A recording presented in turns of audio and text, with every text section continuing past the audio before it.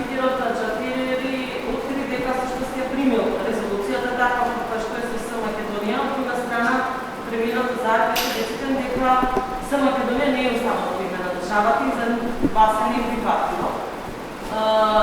Дали е примена, дали како претенција имате добијане на резолуцијата и ако дојде на седница како што најави Джафери, во кој дел СДСМ ќе интервенира и како?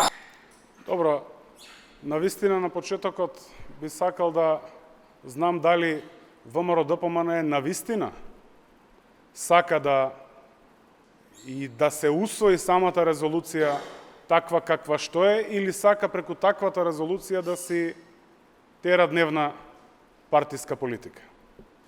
На крајот на денот, во Белата палата на ВМРО ДПМН може да си прават какви сакат приказни. Парламентот е нешто друго. Во парламентот треба да дебатираме, во парламентот треба да одлучуваме.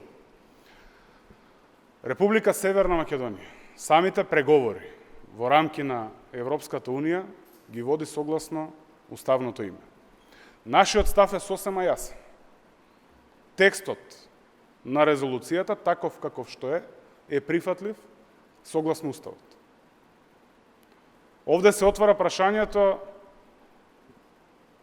дали со таквото прифаќање на резолуцијата, како што тие поднесуваат, може да направиме штета на интеграцијскиот процес на Република Северна Македонија.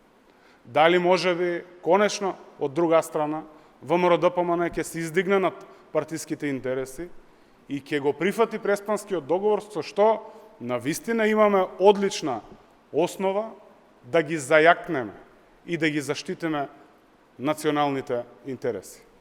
Да нема дилеми. Јасен е ставот на владеачкото мнозинство, јасен е ставот на СДСМ.